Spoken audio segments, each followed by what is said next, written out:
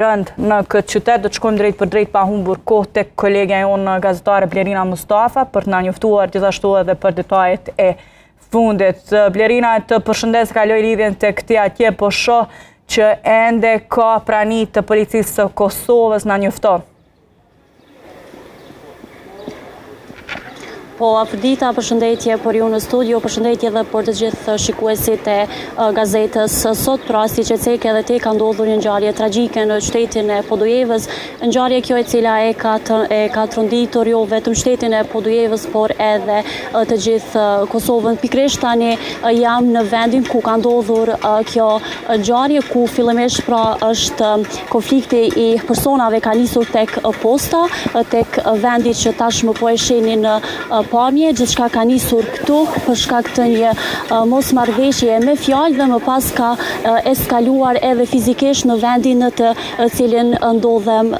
tani. Gjithashtu sipas burimeve të televizionit dihet se gjithçka ka nisur për shkak të një konflikti familjar, pra i cili ka të bëjë me një ngjarje të një konflikti familjar diku rreth 4 apo 5 viteve më parë për shkak të një vdekjeje misterioze në mes të personave të cilët kanë qenë të përfshirë në ngjarje. Para pak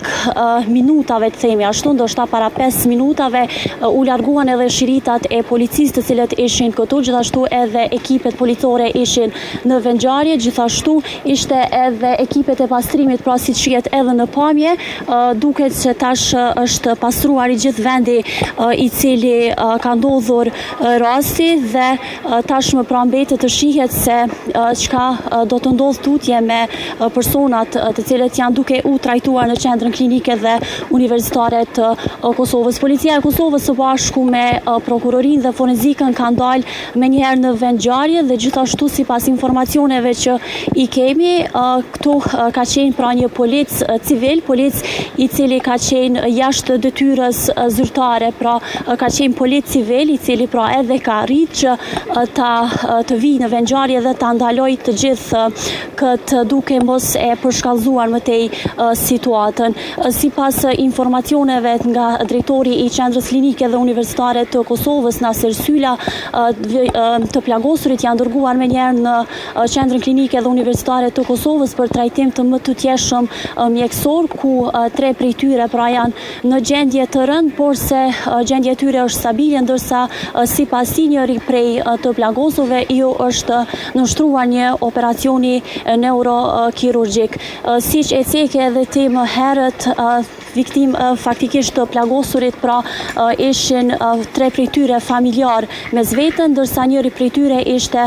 vetëm kalimtar rasti. Ne tentuam që të marrim edhe dëshmitar të cilët ishin këndëjpari pra në vend në sakt në kohën kur ka ndodhur ngjarja, por që të cilët nuk pranuan që të flisnin para kamerës, por që na treguan detaje të cilat edhe vetësa i thash. Afrodita, këto janë gjitha informacionet sa i përket kësaj ngjarje të rëndë që ka ndodhur sot në qytetin e